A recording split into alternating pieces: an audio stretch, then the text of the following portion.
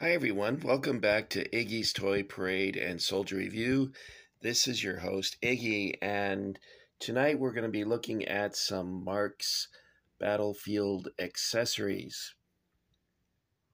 Now, what you see before you is reproductions offered by several different companies. Um, Perhaps Classic Toy Soldiers and Stone Castle Imports are represented the most heavily here. However, some of these items I purchased on eBay, such as this tent set, and I was able to pick up another tent set.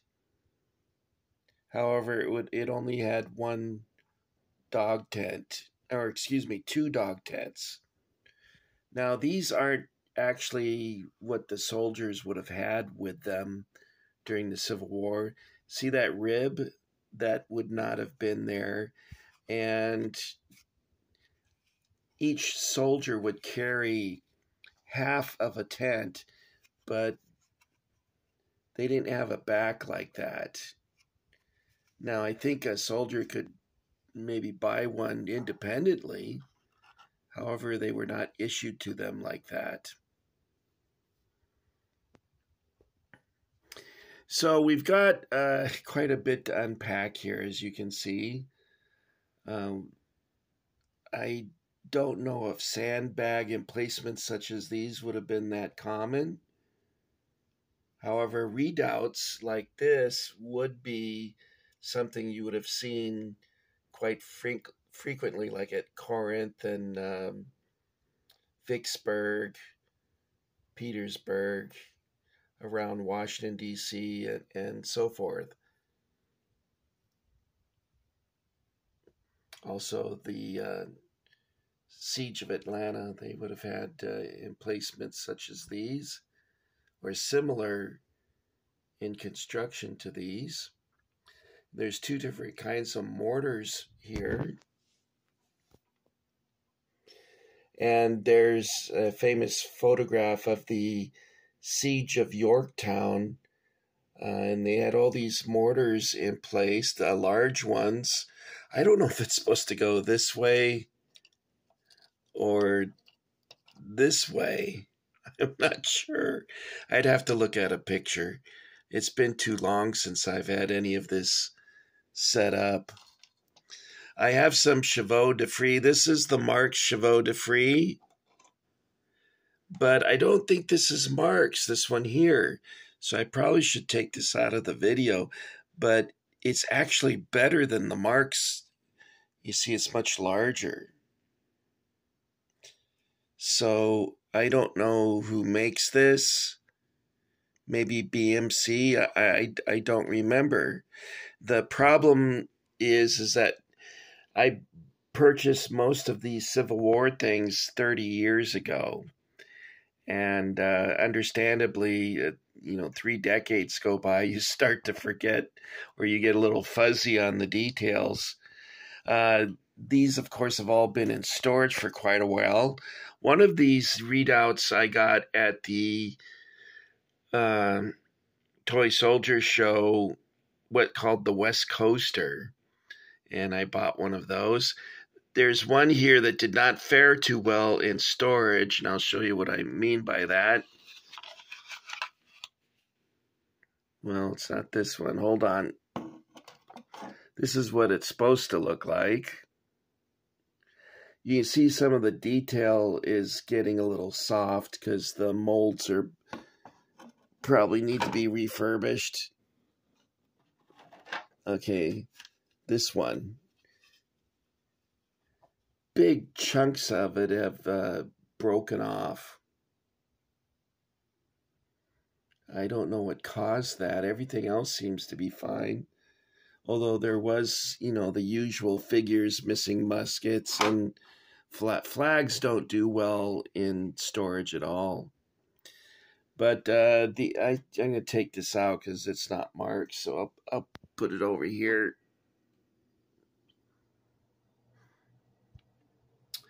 We have 3 Burnside bridges. Now, the actual Burnside bridge at Antietam Creek. It wasn't called that originally, by the way. It gained that name during the Battle of Antietam, and it was probably, if you put three of these bridges together, it was probably be the length of the bridge going over the creek. Now, in California, a creek would be like a gutter filled with water, and a creek back east looks like a river to them because it's very dry in Southern California, and the Los Angeles River is just a trickle. However, it does get into a raging torrent, and when it rains, all the rainwater goes into the LA River. And by the way, the LA River is all cement. So when you think of a river, you don't really think of what you see in LA. It's just a concrete walls and floor, and it's not very pleasing to the eye. At any rate,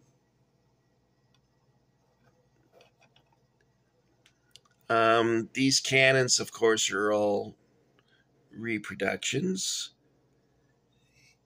And I think, I've talked to you about marksmen. Here, let me show you something.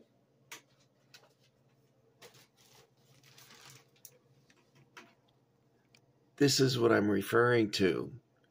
I don't know if these people are still in business, but I bought quite a bit of things from them. And this one, for instance, is a cannon just like this one here. Now, you'll identify them immediately as being reproductions because you can see that the spring is missing. You'd pull back on the lever and it would fit into this notch, and then when you pushed it out of the notch, it would flip forward and shoot a shell out of the barrel.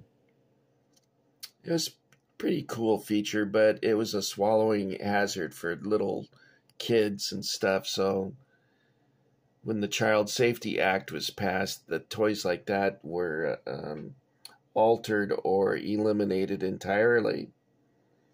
Now, there is something I need to caution you. This will be somewhat of a public service announcement. I'm not an expert on Marx by any means. I'm what you would call a casual collector. I really enjoy these things immensely and have done so since a boy. Began collecting them seriously again in the 1980s. However, I'm not an expert, or a true collector wants rarities. He wants consistency in color. He wants original, whereas all of mine is, most of my things are reproduction. And that bothers me not in the least because, like I said, I'm a casual collector and I'm interested in the toys and not so much if they're vintage or original vintage items. I also don't know a lot about the toys. However, I'm going to remedy that since I'm talking about these things quite a bit now that I have my own channel. I've got a couple things here to help me out, and I just started reading one. Reading is very difficult for me because of my vision, but I got this book for Christmas and just started this, and I didn't think I would be interested in it, but I started reading it and I was hooked right away. I find the information in here to be very interesting. And then, of course, I showed you this book in my last two videos. And this is very valuable because, unlike me, Rusty Kern could be considered an expert on these play sets. And I'm just a casual kind of guy.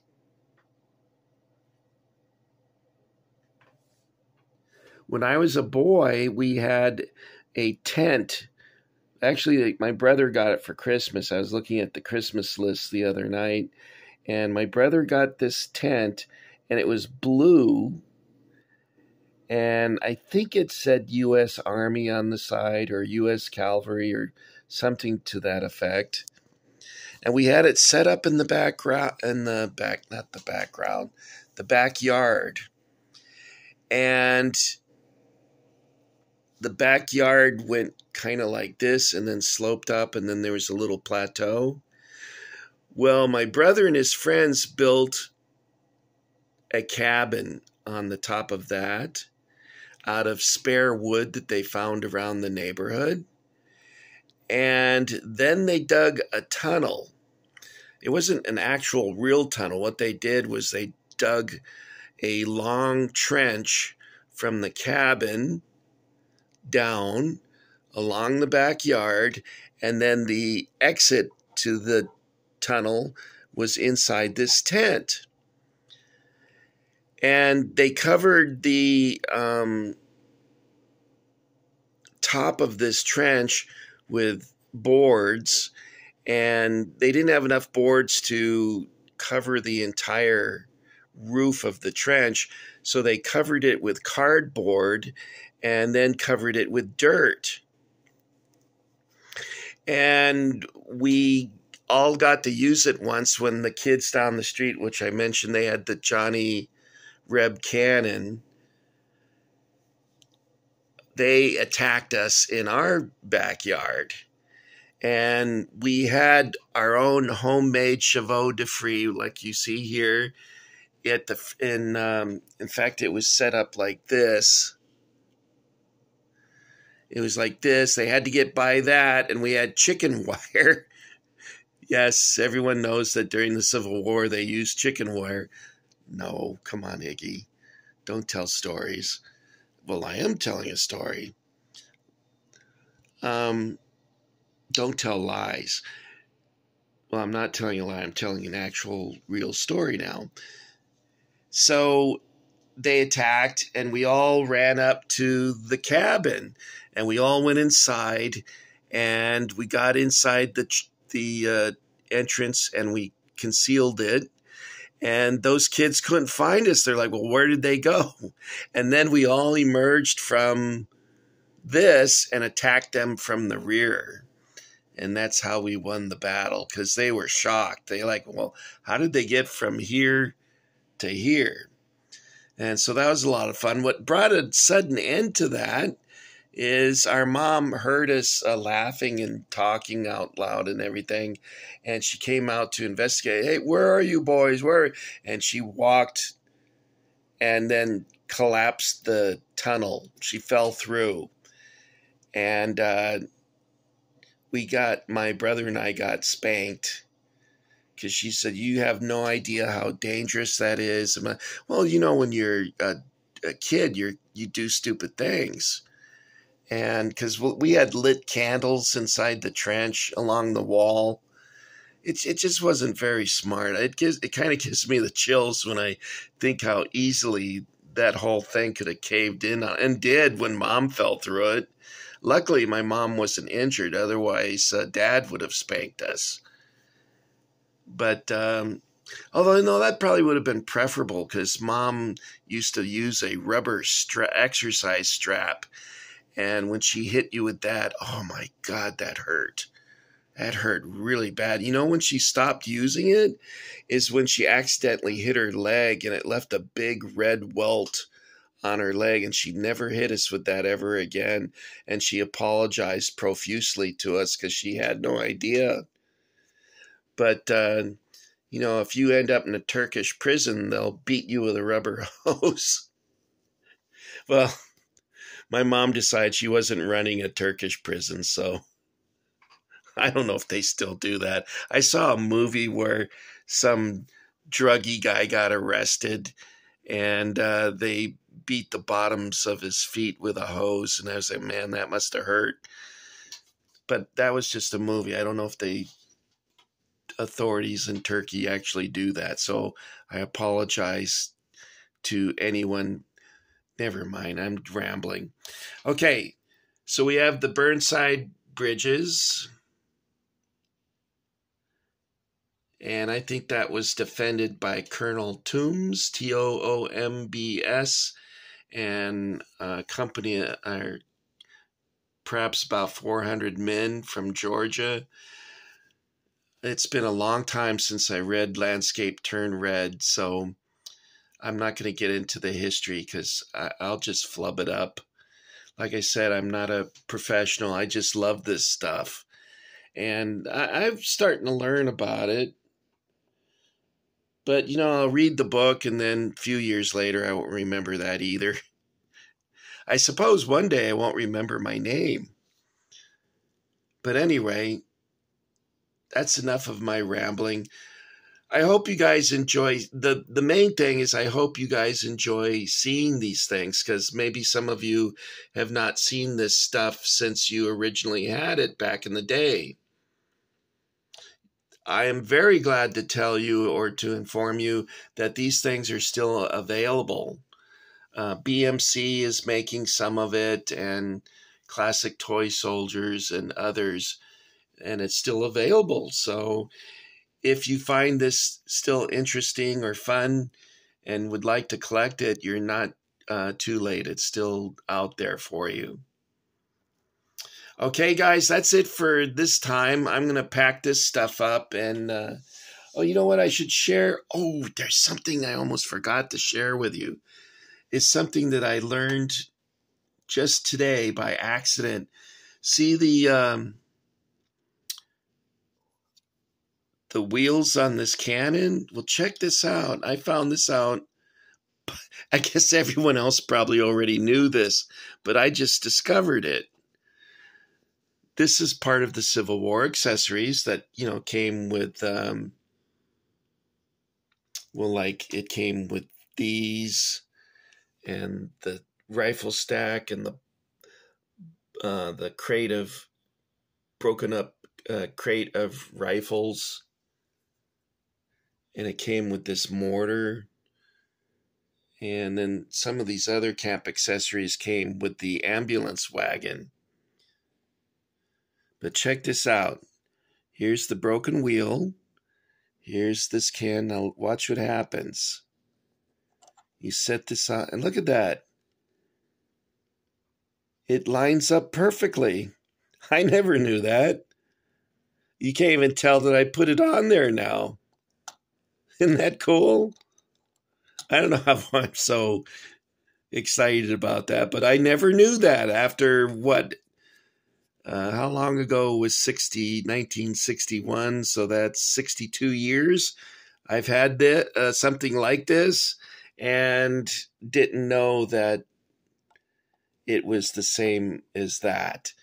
And I guess the reason I didn't know that is because the scale of things is all different. For instance, this mortar is much larger than this cannon, but in real life, I've seen one of these when I went to, where was I? I was in Petersburg, and I was also in Yorktown.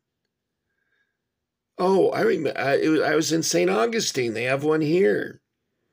That's about 30, 35, 40 miles from where I live. It's pretty big. Anyway, I wanted to show you that. And then one more thing to show you is here's long coat cavalry. The ones I showed you before were in gray. And I also bought a set of medium blue. And it came with a caisson rider. Well, this guy's the caisson rider, and this one rides the horse because he has the whip. And then it also had this figure, although I notice it's missing the one with the kepi. And one of these, I have the flag broke off because I mentioned to you that in storage they don't do too well. I found another tree with this, and the top part of it was broken off, so I didn't bring that out. But I have a lot of these trees, and most of the trees I have are original, so they're very brittle. All right, guys, that's it for Iggy. I want to thank you for getting Iggy with it. I hope for those of you who can tolerate my strange presentation style, uh, I hope that you enlist in the Iggy Army and join us for a little nostalgic fun. And I'll try not to bore you with details that I have gotten wrong over the years. Oh, man. It's a good thing I'm not a history teacher, is all I can say. Let's see. Well, I think we covered it. Let's get a closer look at this bridge because it's pretty cool. And I like to use it for other time periods too, even though it has these little craters from cannonballs. I still think I would like to use this with in front of my castle. I think that would be cool. You can use it for your Revolutionary War figures too. And you could use it, remember, what's that mean? Remember in Saving Private Ryan, there's a bridge that goes over a canal or whatever that was, little stream or whatever. You could use this as a substitute for that. So that's a useful thing to have in your collection. Also, for your World War II stuff, you can use this burnt out mansion. And it's actually 132 scale, whereas the tin mansion that came with the original Civil War sets, I actually have one of those. I think I showed it to you. It must be over 100 videos ago. But it's not the same. It's not 132 scale. So, but these would fit really well with your 132 scale. And you might even be able to use these for your World War I soldiers, possibly World War II on the Eastern Front, who knows? And these, of course, you definitely can use for your World War I or II. And the tents you could use for that too. All right, guys, that's all I've got for you. And this is Iggy. I'm going to say goodbye.